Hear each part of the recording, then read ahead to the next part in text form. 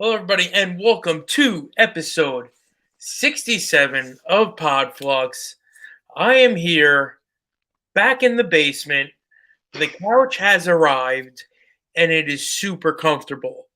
However, there is a movie night occurring in my living room right now. And there's musicals on. I want no part of it. Austin wants no part of it. We've both been banned to, or exiled, I should say, to different parts of the house. He is in his room, which for him is luxurious because all of his stuff is here, and I'm back down here. So, what's going on there, Rick? Texas is hot, my friend. 100 days of 100 degrees, right in the middle of it, right in the center of Satan's butthole. But I don't mind it, nice and cozy. I like the heat, so. Yeah, I bet you feel great down there. We've had the week off, and we're trying to do a bunch of fun little day trips with the kids so they don't go back to school and be like, oh, I went to camp and then I sat in my grandma's house for the rest of the summer. Yeah. So we're in the midst of a very expensive, tiresome week here. Yeah. A lot of driving, a lot of walking, right? And I was hoping that after today's extravaganza, they would have been tired, went to bed, and I could have done this in the luxury of my new couch. But we had an hour and a half drive home today. They all took a nap. Whoa. Caught a second wind. Of course. And here we are. But here we are talking about one of our favorite topics, Victory Pro Wrestling, and where we were last week when we left off, right? You were you had just had a tag team match with EJ Risk against the Funky Fresh Boys, and then you come back around on the October 9th of 2010, and we've got a title change. You beat VSK for the New York State title, and I'm trying to remember back because I'm looking over this listing and it's feeling like a lot is missing here. But this is during the time of the big ConfluXXX angle here. So I know I was in it. I know, it did great things for VPW, but I can't, for the life of me, remember how it started. So, Rick, I'm counting on you here, pal. No. Man. So I know Johnny Five came up with it. Remember, I don't know if you were involved in any of those conversations talking about what I'm an idiot, right? So I was like, what is a ConfluXXX? Yeah, like, I remember where we all had to be taught what ConfluXXX right. Was. We were like, he's like a ConfluXXX, and we're like, right. Speak better to me, Yeah. Use one word more. Yeah. So after he explained to the Mongolians what a fucking ConfluXXX actually was, I remember thinking, oh, all right, like that'll work. And then I guess, was it just me and JD at the start? Or... No, it was always JD. It was always JD and Joe. And looking back at this, there was the tag match with you and Eric.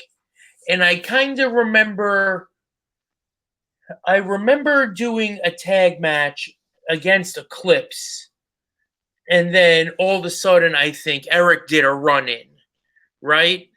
And then I feel like there was a match with you and Vinny, right? Because there is a match here with you and Vinny that ends in a disqualification. And I feel like I feel like I remember Vinny having you in some type of predicament where it looked like he was going to win. And then Eric and Eclipse hit the ring. Okay. Right? And then I think me and Kev came out to try and make a save, and we all got left laying. So this is setting up the cage, right? All of this? But I feel like we did so much more before the cage, but it seems here chronologically that we basically you did that angle with Vinny, and then we went right to the cage, which doesn't really make sense to me. But then again, it was Johnny Five booking, and I kind of feel like everything preceding this was kind of like set up. Like we were all doing the angle without knowing we were doing the angle. Like we were feuding with Eclipse, and then me and Kev got in there with you and Eric, and then you and Vinny had this thing going on, and then finally, like that was all the build up, but we didn't actually know what we were building up to. So the original ConfluXXX was Joe, JD, you and Eric, me and Eric. Yeah. Okay. Yeah, I don't know, like I'm trying to think. I know because we were running every month. Right.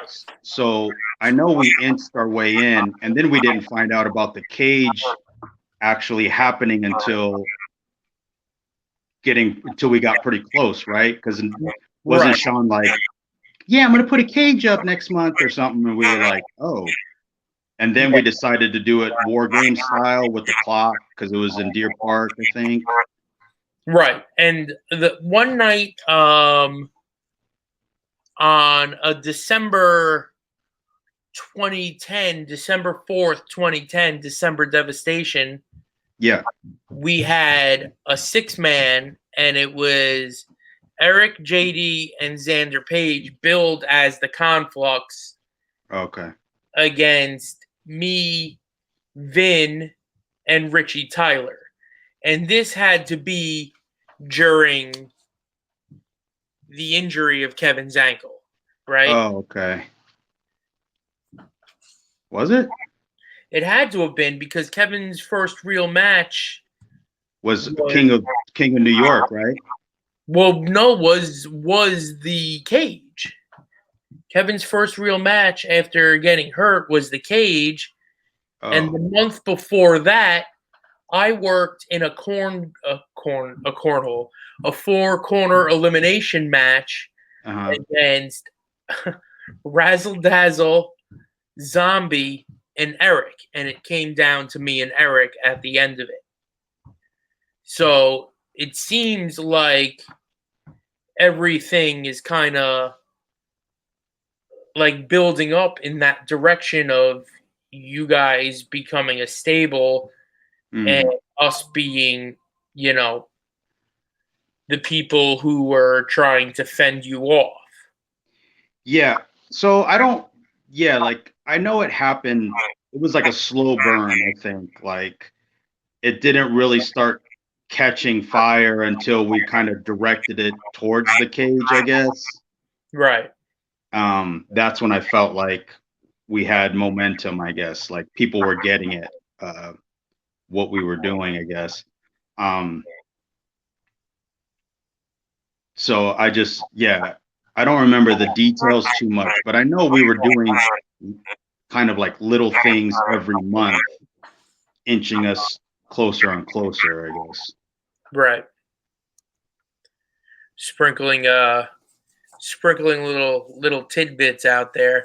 One interesting thing I want to talk about before we get to the actual cage match was when you first started coming to VPW. I want to talk about the crowds. Yes. If you can call them that. Yeah. The size of the crowds. What do you remember? So I remember a lot because I used these moments, I guess, in multiple seminars that I had continued to do, you know, from this point on, I guess, like when I would go to training or when I would go somewhere and I would host seminars and people would talk to me about when they would ask questions in a seminar about either getting to that next level or making where they're at better. And I always stress to do that first before you get up and leave somewhere. Like you should leave it better than you found it, type of thing. You know, because my mindset was always of the old school territory style. Like if you came in to somewhere or you're brought up somewhere, it should be built up before you end up going off and doing something else, you know. So I remember one specific day, I know it was Deer Park, and we had planned out, I know we had talked over a match in the back. Like, remember we were in classrooms for our locker rooms? So I remember we planned out this match. I don't know who was all in it. I know it was me and JD, but I remember we got to the stage, because remember we used to come out from the side door for a while. Yes. Of the stage. Yep. So this was then, and I remember JD coming to me and saying, "Hey, there's only like 60 people out there." And I said, "So what?"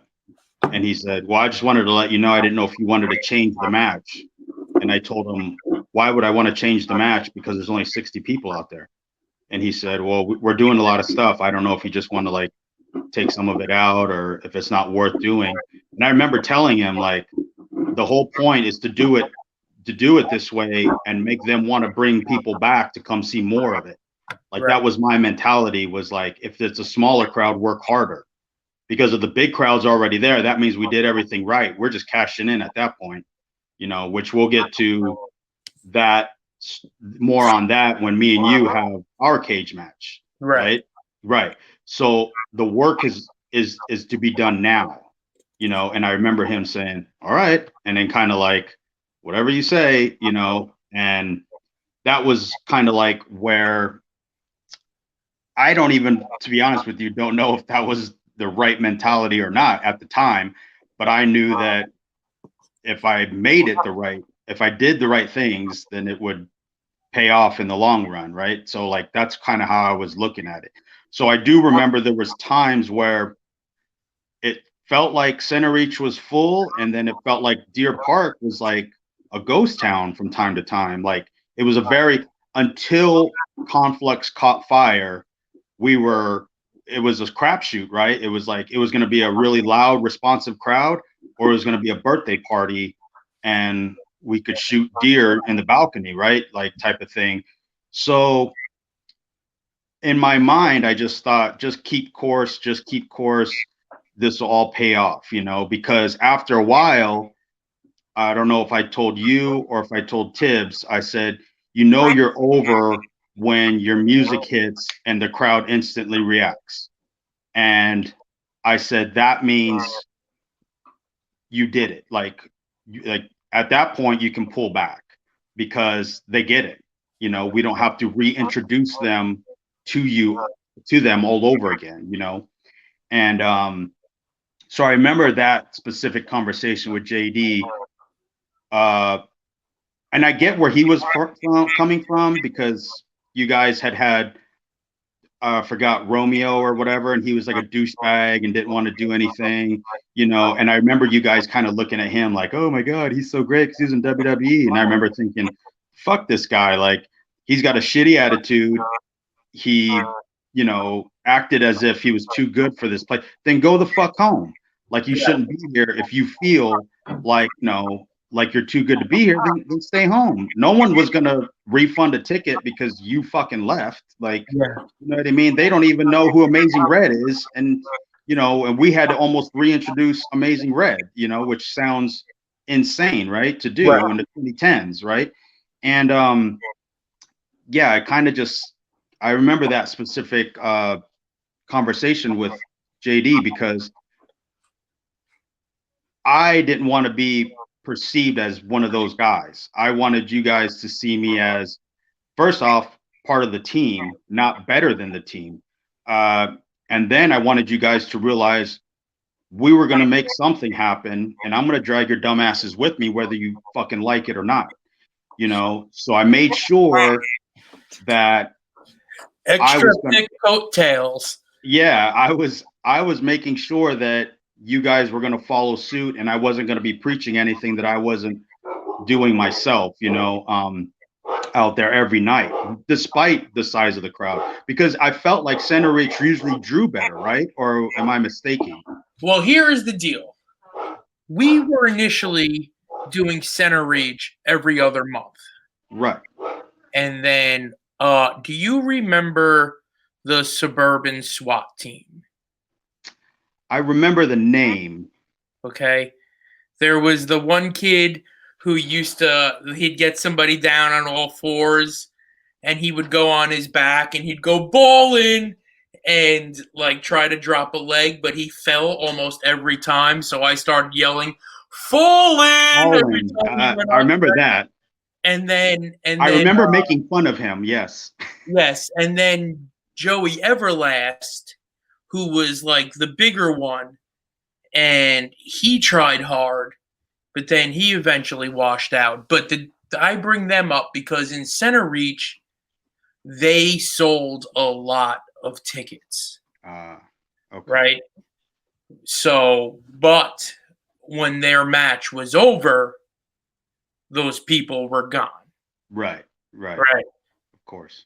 And then Sean, eventually, we were doing the school at the community center, and then we did a show, and then I think we did like one more, and then he came to us all, and he was like, they want us to do, or he was like, we have the opportunity to do a show here every other month, but I'm not going to do it unless you guys want to do it.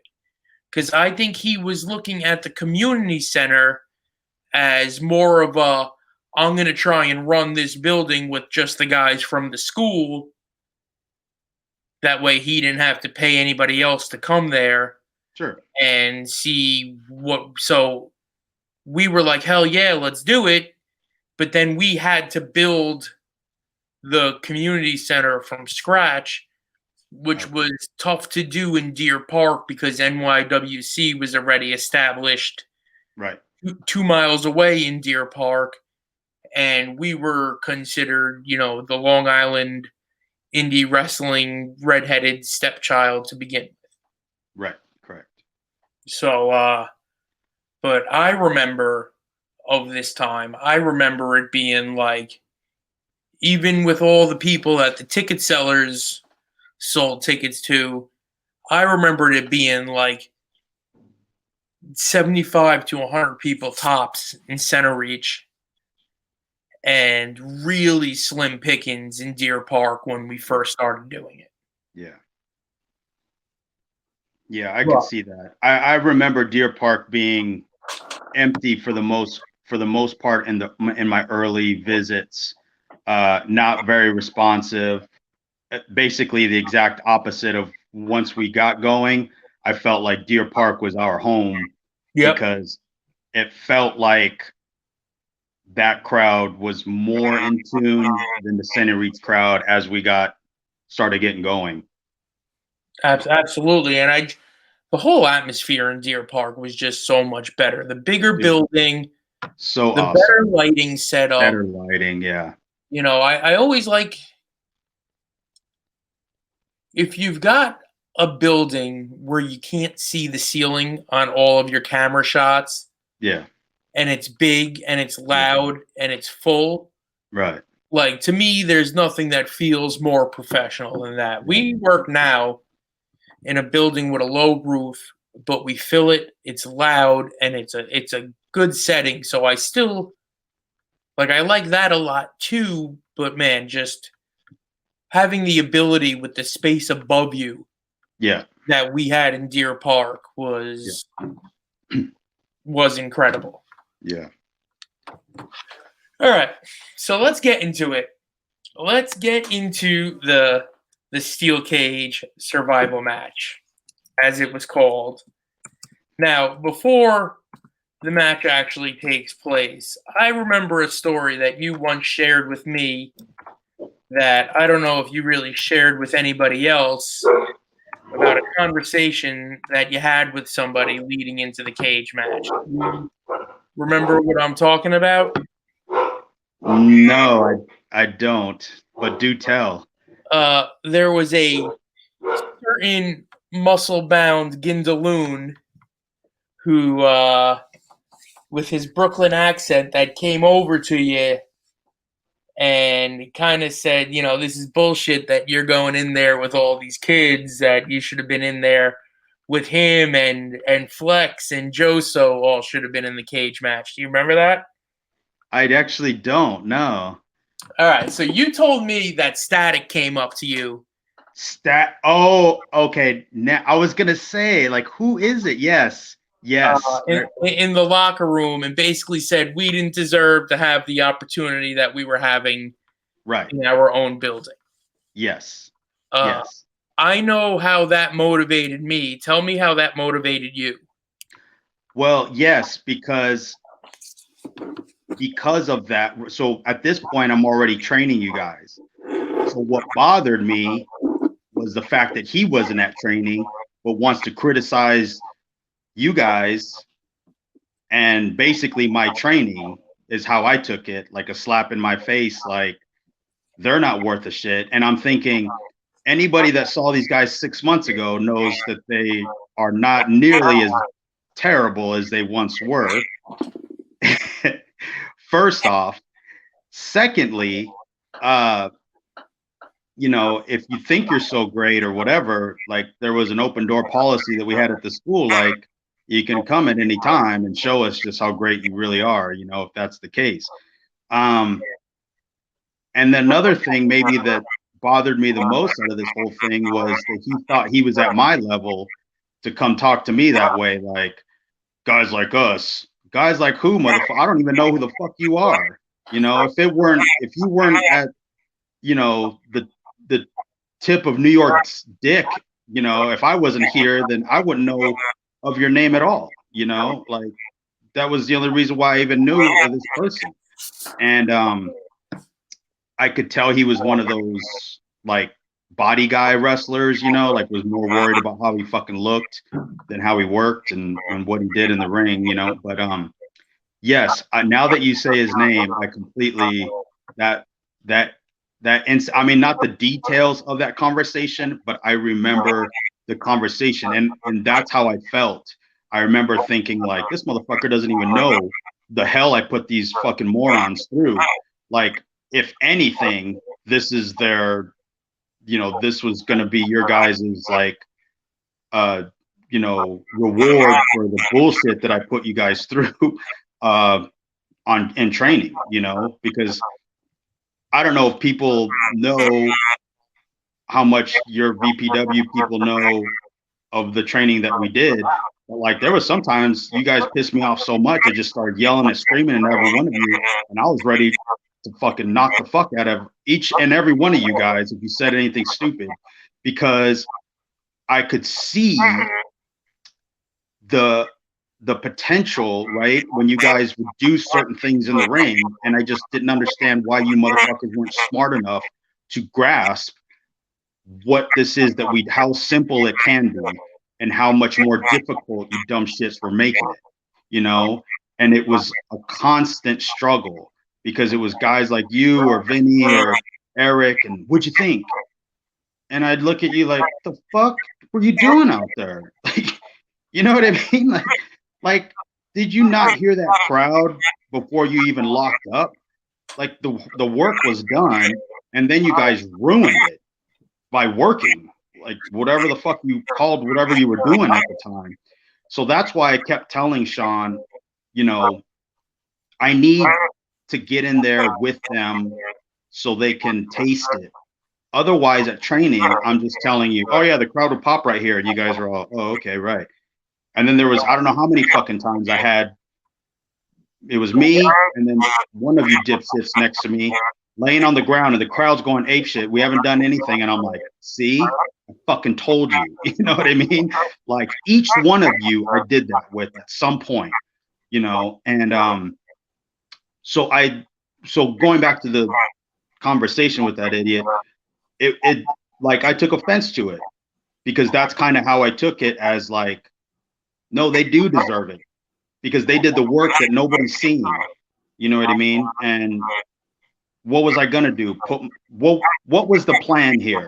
For me to go in and squash every one of you guys for my own ego? No. The whole point was to make me to get the biggest pop off my loss to you guys. You know what I mean? Like that was the point and the purpose, because you guys were the ones that were over, and that was gonna make the fans realize like, oh wow, like after months of this asshole being a dick, he finally got his comeuppance, you know, in the cage, right? I mean, like a very Ric Flair American Bash style, you know, we're gonna drop the belt here because, you know, I've been on a tear all year and it has to happen here, right? So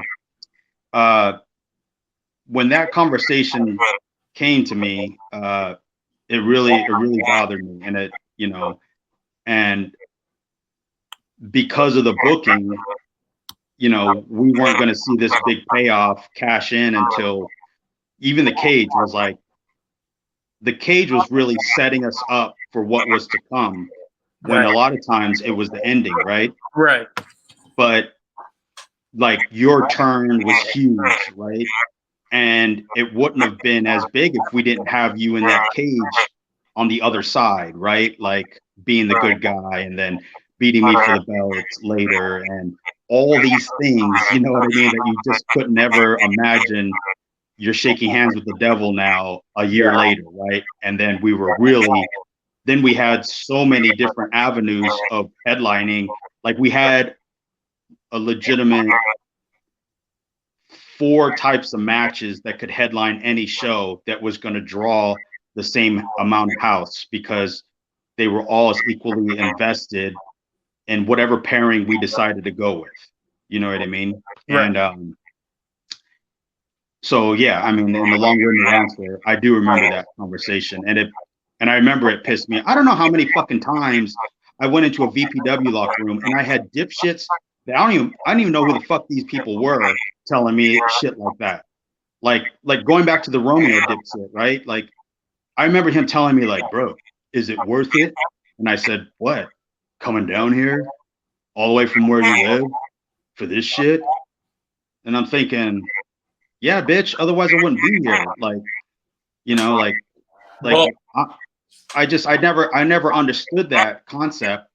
And I think I know I told you guys during practice these conversations, and I hoped that I was motivating you guys to say, yeah, fuck that guy, because you guys did look at this person like he was somebody special, you know, and kind of rolled out the red carpet type thing. And I thought, like, he ain't done nothing, bro. Like, he's a product of a system, and that system's not even good.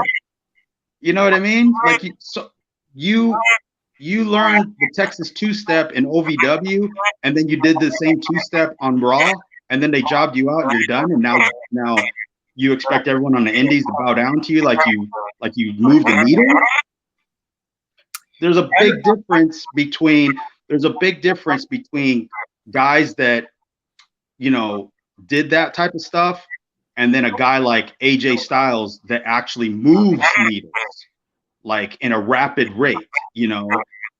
And the thing about it was, even then I could tell an AJ Styles, his value was that he could do everything. He could wrestle everywhere. everywhere and have those same AJ style matches, right? And that's kind of what I was trying to bring out of you guys by giving you training that I went through and running certain spots that you guys were not comfortable with, but just becoming at least familiar with them. And then when they happened, you guys weren't deer in headlights.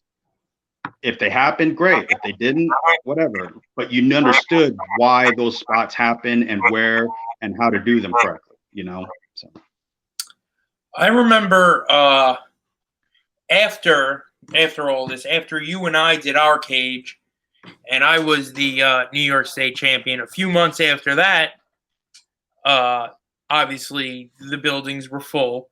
Yeah. Every month, the people were into it. They were buying merch.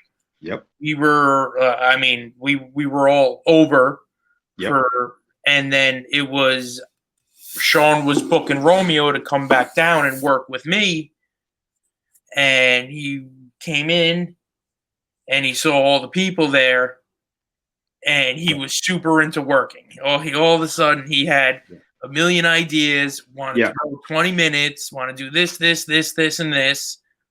Was super nice, super into it.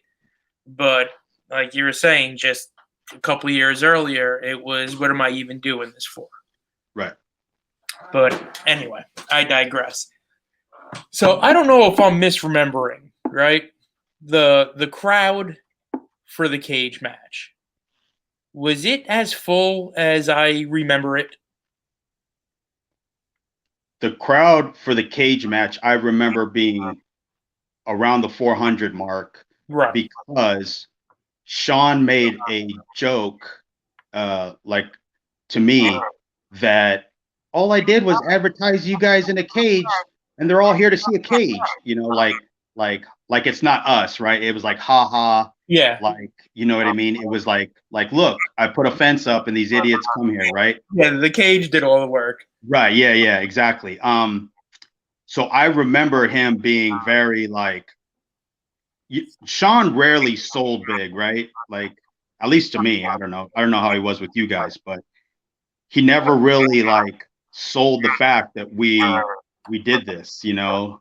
Like, I think he was always of the mindset of like, probably a regular promoter's mindset, a good promoter's mindset of, I still got to do this shit next month. You know what I mean? Right. But like a salesman, right? Like, so he for the first time sold that what we were doing was working, you know, and not that I was looking for like attaboys or anything like that, but I wanted him to acknowledge that I did mention if I worked with these guys is better than working with Joso and Flex every week. You know what I mean? Like, so yeah, I remember that first cage match was people standing around the backs of the back walls of Deer Park. Yeah. I remember there even being like other indie wrestlers not of Long Island in the crowd. In the crowd, like right. They were all trying to, you know, after the show and after VPW got popular, everybody was trying to get booked. Yes. Leading into the cage. So my funny story leading into the cage was like 3 or 4 days before the cage match. I got a wild hair up my ass about getting juice during the cage, right? And I had never done it. And at the time, I was wearing white gear, right? Yep. And I was like, I need black tights because I didn't want to ruin my white gear. So it's too late to all, you know, it's 2010. There's no Amazon like there is today. So I'm going crazy trying to find a place to get a pair of fucking black tights on 3 days' notice. And I go into this like dance shop on Sunrise Highway in Rockville Center. And I was like, I need a pair of black tights. And the lady was like, for what? And I was like, don't worry about it. I just need a pair of black tights. She's like, well, this is the biggest size we have. And when it stretches out, it's going to be kind of see-through. And I was like, I don't care. I need it. And then I remember when we got to the building and I put them on, I was like, oh, God, this is terrible. So I put a pair of like the breakaway wind pants over them because we were doing a promo earlier, and then we were going back out and we were going to be standing around the cage and shit. And I was like, I'm not revealing these just plain black tights until this fucking thing starts. And I remember being super, super nervous about going. Oh, but back to the juice thing. So I was like, how the fuck do I do this? So I emailed Carino and I was like, hey man, doing this cage match. I've never got color before. How do I do this? And his response, I remember his first response was just a question back. Well, do you want to do it right? Or do you want to have your face look like a train track like mine? And I was like, I would like to do it right. And so he told me what to do and everything. And I was like, okay, this is going to be great. And then we get there. Me and JD start the cage, which was super cool for me because it was like, all right, it's me. It's JD, who is one of my favorite people in the world. And then like my most favorite person to throw hands. Like if I were gonna go have like if I could pick somebody to have a real fist fight with, it would be JD. Just because it's fun. And I know he's not gonna get mad. You know, we waylaid the shit out of each other for like 3 years, and it was like there was never a hey man, why'd you do that? It was always just a you good? Yeah, I'm good. You good? Yeah, I'm great. Okay, cool. And so I remember us starting off, and I remember thinking, I'm like, in like the first 30 seconds, I'm like, man, this is awesome. I've done too good. And I look outside and you're like, slow down. Slow the fuck down. And I was like, shit, I've already flown through 2 minutes of our 5-minute spot in 48 seconds here. Oh God. So what do you remember from the cage? Yeah, I remember the feeling. Like, I just thought it was like the coolest thing because we had the timer, and I remember like kind of like from the side eyeing the crowd, like as it got lower, they were like excited, like the rumble, you know. I just thought like in some part of me, I remember thinking out there like this must be how like the Horsemen felt like in '86 or something, you know, like you know, just kind of like being the heels that drew the house, right? Like that all we got to do now is lose tonight finally, and you know the place will blow up. And I remember getting in there with you at some point and like trying to slow you down because I remember thinking like Kevin's gonna be so wired up, like he needs to like slow down before we, you know, continue to move this on, you know. So I remember I just remember thinking, let me get in there and grab Kevin and kind of like simmer this thing down. And then I wanted everyone to kind of like get on the same page. So I was thinking of it as a, you know, kind of like a, how am I going to get this under control to get us to these, because we had so obviously everybody had their go home sequences. And then we kind of, I remember we kind of laid out how each one was going to go. So it wasn't so predictable because I know it wasn't because we had regular people that were fans, right? We didn't have Smart Mark fans. Right. But I still wanted it to be almost a surprise when it came down to me and Vinny. You know what I mean? Like that, like, oh shit, here we go. That was my goal for it, you know?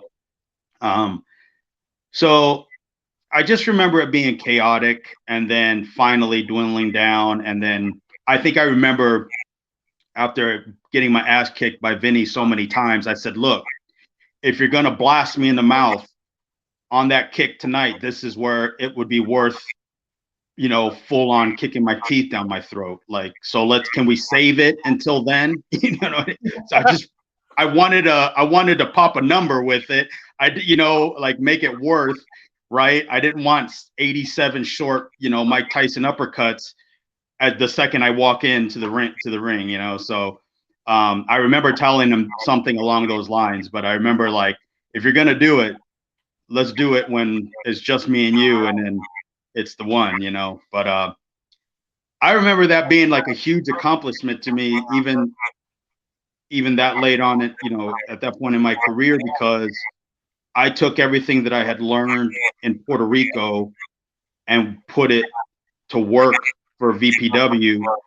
And I was like, wow, I'm doing it. Like, yeah, this shit worked. Like Carlos was right. They are stupid. This is simple, bad guy is bad. Good guys are good. It couldn't have been any more black and white. Like it was, what the epitome of good versus bad was, and we built up to that. So it was something I bragged about for a long time. Had you ever done a cage before? No, I think that was my first cage match. And then what was it? I think it was Me and You was my second.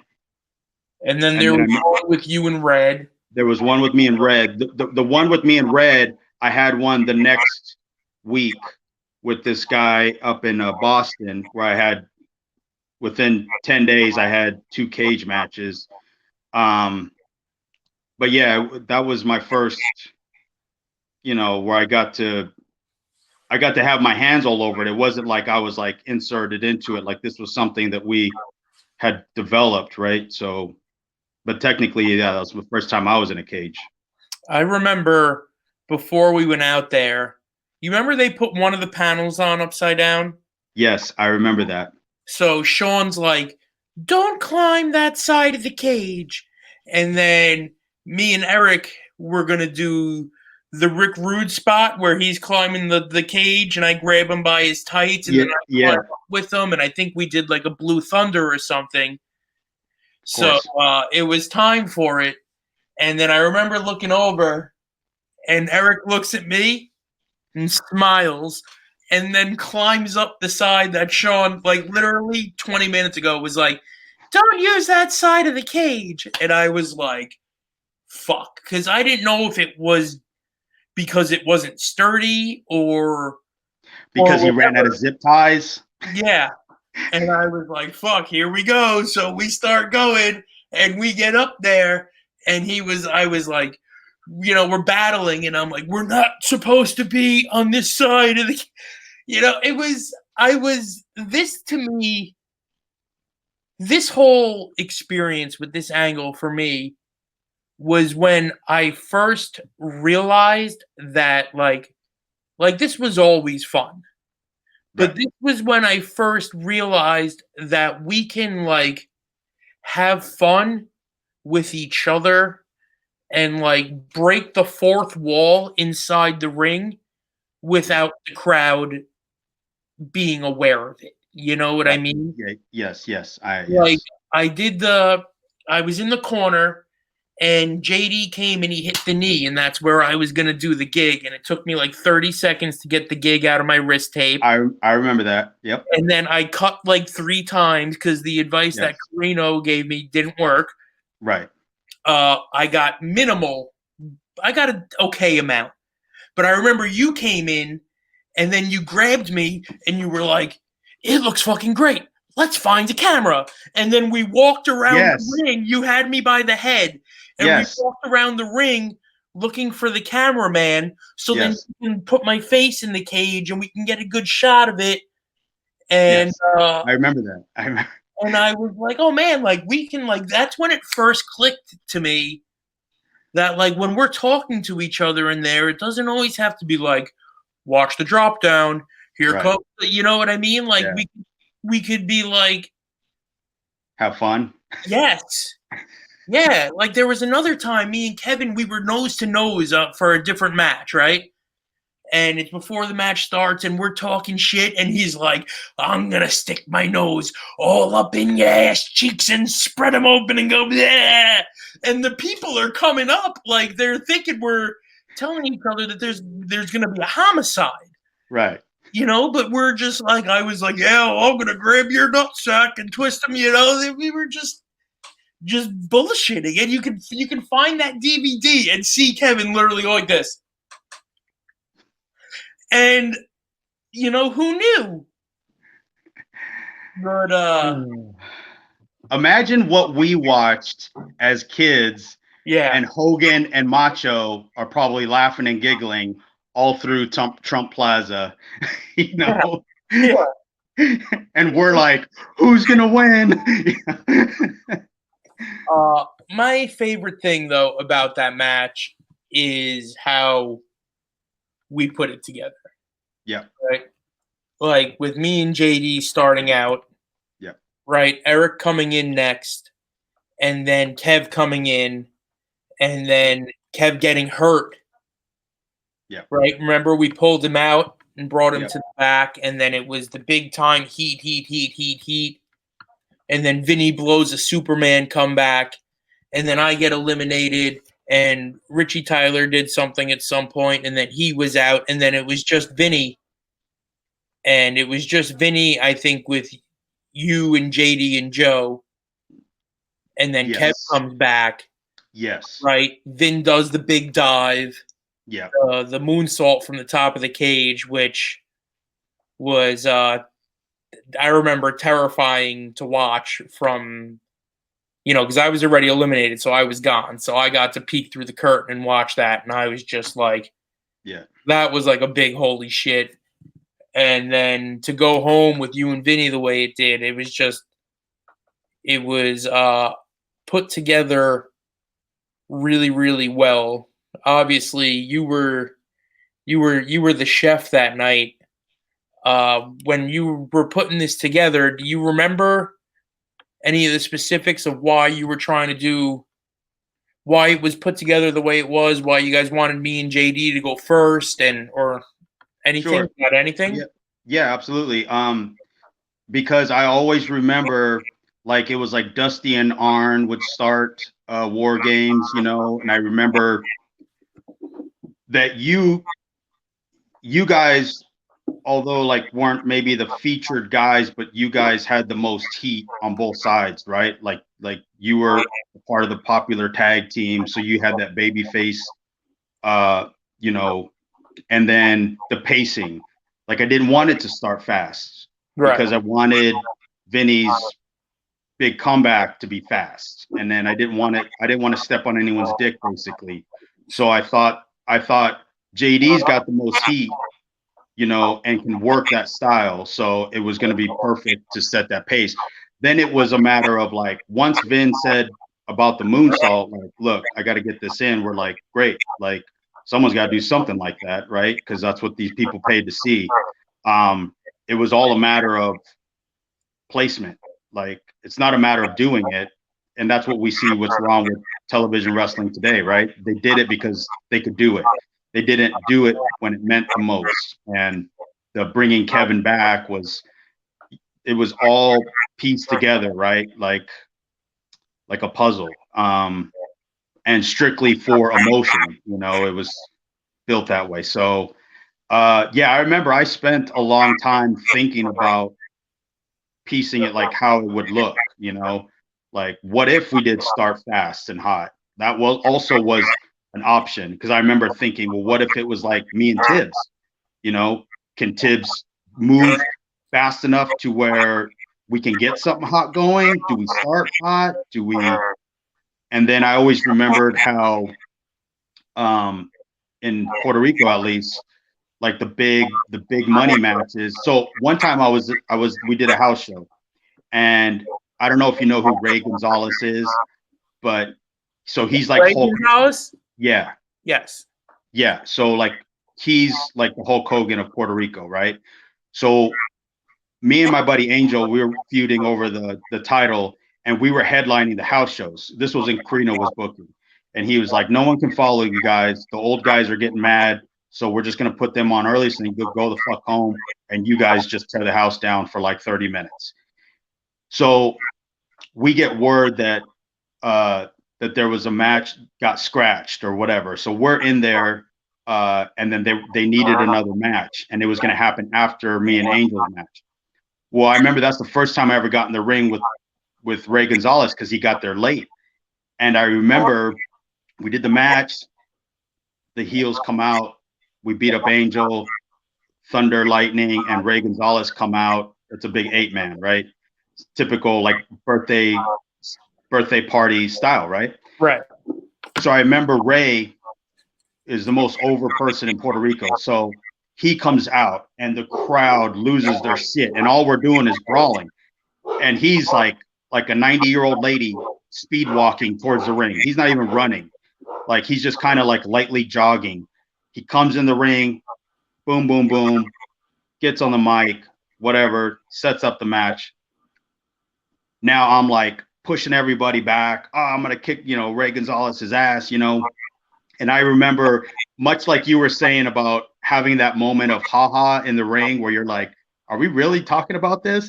The first time that happened to me was with Ray. So I remember he pushes everybody back because I'm pushing everybody back. And then I'm giving my crazy eyes and I'm like, oh, you want to fucking go? And then I'm like, ready to go and staring at him, and he's just looking at me. And I'm like, come on. So they ring the bell. And then I remember thinking, all right, should I charge at him? And he pushes his hands back like wait. And he goes, you look good. Were you at the beach? And I was like, what? He goes, your tan looks good. He goes, you ready? And I was like, yeah. And then he slowly walks to the one turnbuckle, like away from his corner. And then he says something to the crowd, and everyone looks at me pointing and laughing. And I'm like, motherfucker talking shit? Like, he just fucking buried me. So then he goes, all right, take a headlock. And it was like, you got to be kidding me. So what I was getting at was like that moment, on top of one time I talked to Terry Taylor and he told me, you know the difference between a first match guy and a last match guy? And I said, no. And he goes, a first match guy is going to rush into something because he's not over and he thinks he needs to do stuff to get over. He goes, the last match, that's what everyone showed up for. They're over. You don't do anything. And that's what made me ultimately, because part of me wanted to get in there and show my shit with Tibbs and do all my things and have everyone go, oh, look, Ricky Reyes is a good. And then I thought, nah, let's start slow and build big, So that was my mindset going into the layout of this match. I mean, obviously we all had, everybody participated, right? But it was a matter of just stacking the next thing on top of the next thing, right? Mm-hmm. If we didn't have a strong foundation, it was going to crumble. That's how I looked at it. So the stronger the foundation being you guys, and the slower pace and the more, kind of teeter-totter back and forth, the better the fast shit at the end was going to become, Yeah, it was pretty awesome, I think. Yeah. Afterwards, all right? You have a conversation with Sean after this, or anybody come up to you after this and have any criticism or anything to say, adulation? Not really to me. Like, I did talk to Sean about it after, and he just, Sean was just being Sean, like, yeah, it was great. It was awesome, He didn't want a goddamn second of it. Yeah, we know. That's what I mean. Like, I always went to him after the show and kind of, like, hey, how was it? What'd you think? Like, I just wanted to know, A, if he thought what we were doing was any good, because he's the promoter, right? But I think he also trusted us so much. Like, once we kind of got the ball rolling, it really didn't matter to him what we did, right? As long as we kind of realized like the fans were going to end up coming back because Yep. we were doing a good job. So other than that, like any of the boys, I don't really remember except us kind of interacting with each other and making fun of each other, and it was kind of like business as usual after a while. Like, I don't even know if it was that wasn't really like our mindset yet, because it was like a big deal. Right. But then it became like when you and I did the cage match, it was like I remember everybody coming up to me after that was like, dude, that was quick. And I'm thinking like you should be buying a ticket out here. Like, other guys saying shit. Like, I forgot what dipshits we had in the locker room at the time, but I remember thinking, we didn't do anything in that fucking cage match with you and me, like literally nothing.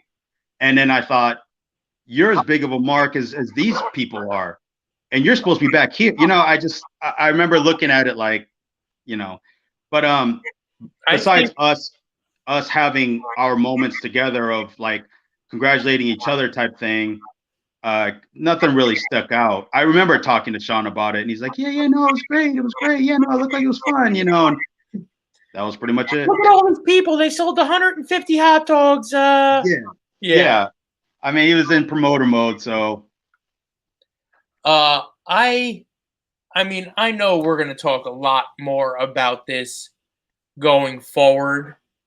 But I want to talk about the unsung hero of this entire angle. And I don't care what anybody says. It's Joe.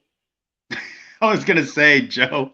Joe gets no play in any of this, and he was like the ultimate heater. Like, dude, I mean, do you guys remember that one promo you did where he fucking flung a chair and it opened up in midair and landed? I mean, yep.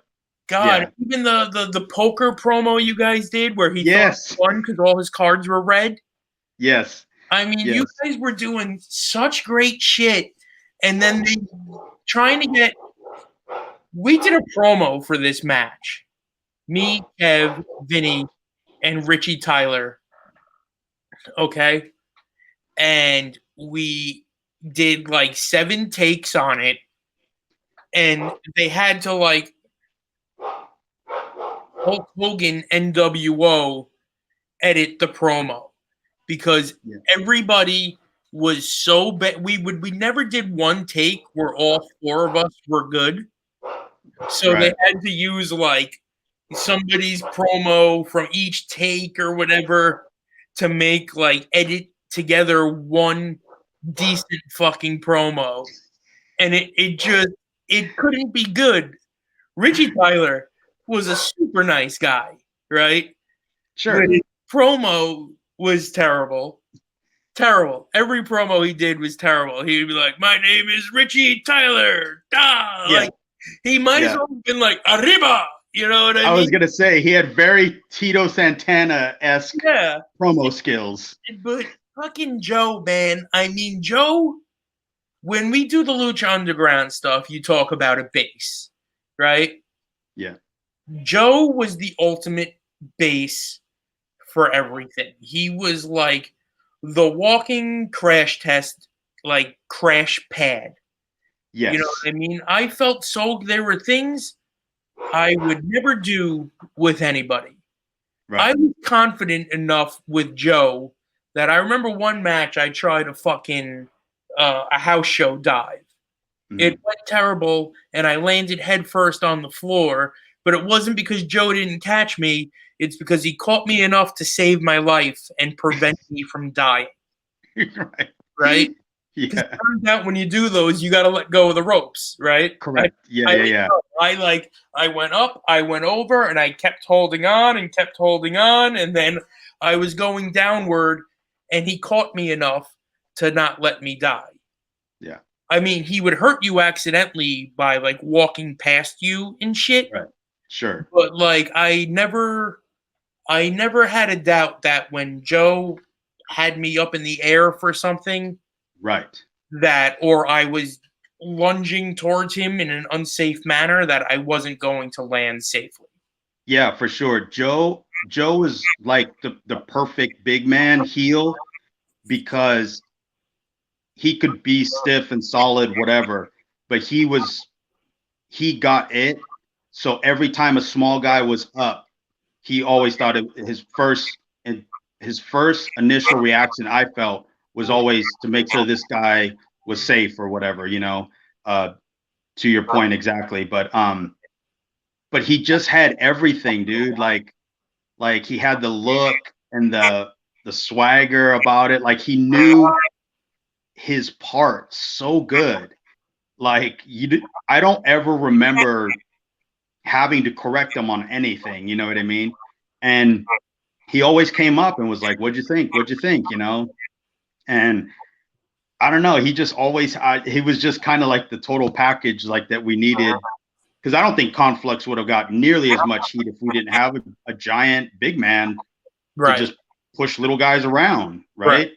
And if you told Joe, hey, don't do one wrestling move out there, just go punk him out, he's like, all right, cool. And he would get all the mannerisms, he would understand what needed to be done, right? So, yeah, Joe's the man, dude.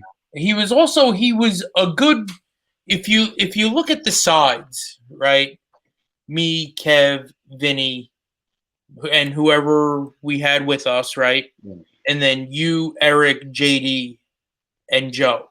Joe, right. Joe was a perfect foil for me because without Joe there, then I was going to be the biggest guy in the storyline.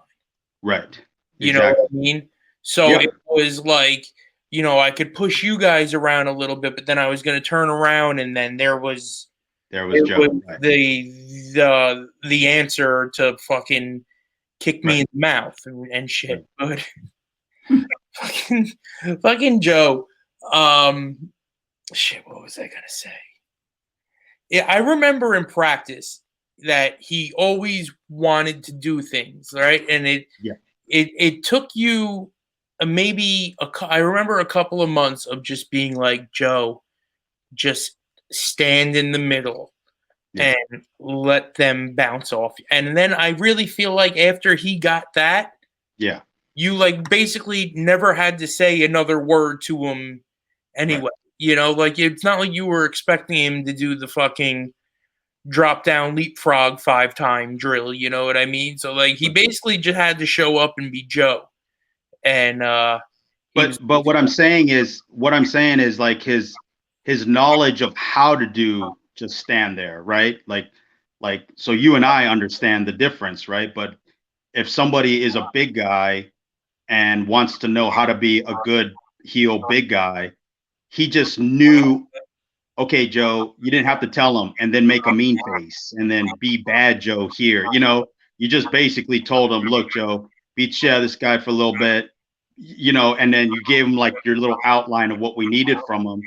And you can sit out there and just be mesmerized by him getting heat, doing everything. And he's just like, that's it. And it was just, like, I mean, how many guys in that locker room, right, that we had consistently that the wrestling world never heard of, but like I've kind of been all over the place, and like I could have a perfect match with any one of them, you know what I mean? And like we all did, right? Like we all got to dance with each other a few times in this time, and like they just got it. I don't know no other way to explain it. Like, did you ever hear Joe or JD tell Joe's high school fight story? No.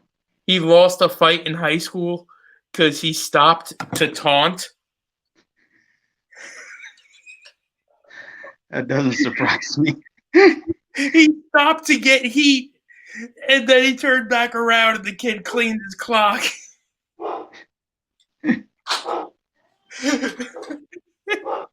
Oh, God, I love that fucking kid. I really did. Joe, if you happen to hear this some way or Yeah. another, how you doing, bud? We miss you. Yeah, I miss you, Joe. You got anything else coming out of this steel cage match? No, I mean, again, like I said, it was something that I brought up on a number of times to people to try to explain. Like, basically, this formula still works. I know because I did it, and it's funny because, like I said, like when I started thinking about the cage match, I thought, man, that really kind of just started everything, like you would again, which goes back to that we didn't blow our load doing all these stupid, unnecessary things prior to the cage match that people still wanted to see more of all of us together, work wrestling together, which is what wrestling's not doing now, right? I mean, well, AEW at least, like WWE's kind of got it down, obviously, but on the independent level, like if you go to a same building constantly, it was the opposite of what Johnny Five wanted to do, because he wanted to book like Ring of Honor, where he'd give you these dream matches and the best match possible every night. And then you're out there trying to outdo what you did last month and it doesn't work, you know? But I thought we did everything perfectly. Like, I don't ever think anything that we did from this point on was done wrong or could have been done any better.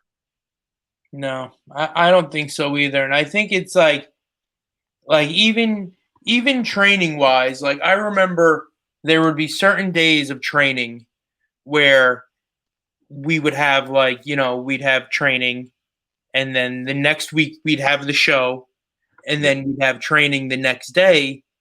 And I remember there would be times that you would get mad at me at training the next day because you're like, all I want to do is to yell at you after a match because you suck so bad during training, and then the bell rings on a show and you do everything fucking right, and then you come here the next day and you do everything fucking wrong again. I remember that specific conversation. Yes, absolutely. And I swear to God, I used you as an example more than anybody else in VPW because of that. Because in my mind, I'm like, all right, this motherfucker's gonna fuck everything up. And then you go out there and I'm like, all right, I'm done with this month. Like, now you're just showing up for an attendance award at practice because you don't fucking do it right there. But then everything that I'm yelling to you now, you get. So, whatever. Yeah. Practices were long. I had to save my energy. Right. Well, I'll tell you one thing. After tonight's episode, we're getting into a little bit of you and Amazing Red, and then we're heading out of Amazing Red and you into you and me, which is going to be some fun stuff, like experimental superplexes and you calling for Vader comebacks that you immediately regretted. So we'll get there. Right. You got anything else tonight? No, that was pretty much that match. All right. Well, this has been Podfluxxx episode 67, talking VPW, Steel Cage Survival, and ConfluXXX. And now you know why our show is called Podfluxxx. Ricky, I'll catch you next week. We are out of here.